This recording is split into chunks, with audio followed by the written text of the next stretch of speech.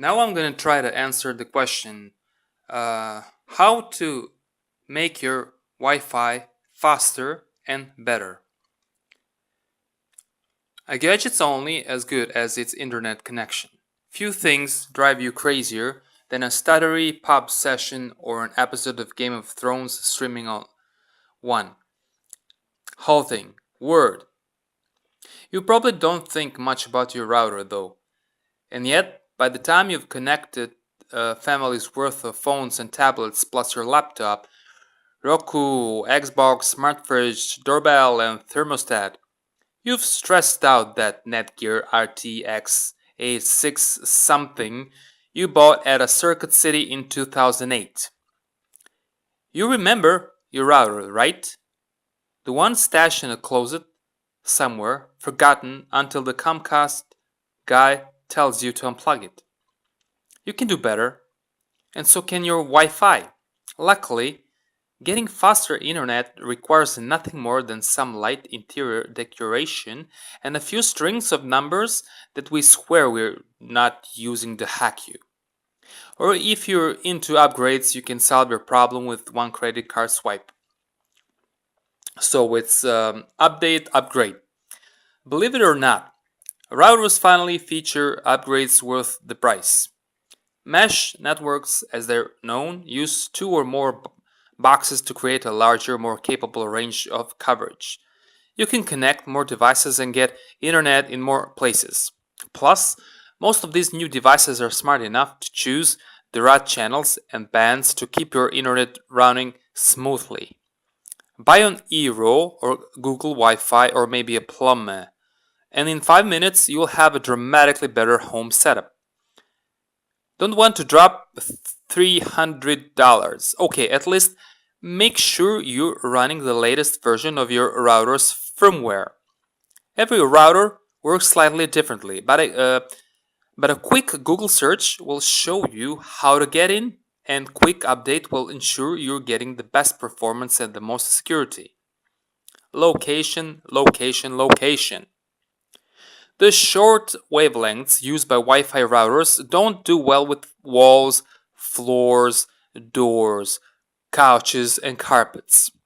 Keep your router out in the open where you can see it. Anything between your gadget and your router is just slows things down. Put it next to the TV, not in the cabinet. For best results, try a few places by plugging in your router, running a speed test, and finding where things work best. Pro tip: place it somewhere high. Because of the way most antennas are designed, the stream of internet your router emits mostly travels downward. The higher you place it, then the more directly it'll go to you.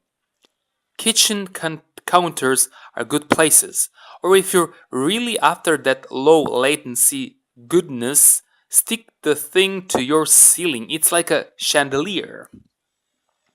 Well, now safety first. We shouldn't have to tell you this because you're on my channel, but you need a password on your Wi-Fi. It's good for keeping hackers away and keeping neighbors from Netflixing off your bandwidth. Make sure you use AES encryption too. It's usually right there in the drop down, which is both the most secure and most speed-friendly secure option. Another thing, you probably should have two networks, one for you, one for guests. Everyone asks for the password, but you're better off limiting the number of people and devices on your personal network to things you actually want there. Plus, let's be real, do you really trust your friends? If they text your access just because you left your phone unlocked, they definitely hack you just for fun. So now plan and prioritize. Does it ever feel like the internet's slowest right after dinner? Or when some big TV show is on? Well, that's not in your head. The more people online, the slower your connection. This isn't a router change. It's you a change. Start your big downloads right before you go to bed so they can work in a relatively calm, and if you need rock solid connectivity to the Dota servers, maybe fake a cough and head home early. Nobody's stealing your bandwidth at 1:30 p.m. It also helps to reduce the number of devices on your network. Having dozens of things tapping into the Wi-Fi can be just as problematic as trying to play FIFA online while simultaneously torrenting the whole of The Sopranos. Plug anything you can into Ethernet and unplug anything you have connected but don't need, like that smart tea kettle you never once got to work. Make sure only the things that need internet get internet. On most recent routers, you can even prioritize a particular device or service through some wonky settings menu you'd use to create a password or update the firmware. It's a hacky but handy way to make sure your games never get interrupted by someone's Facebooking. If you have Luma or Google Wi Fi, you get even more granular controls. You can prioritize the Fire TV, but only for the next 2 hours. Remember, though, Wi Fi is a strangely personal thing.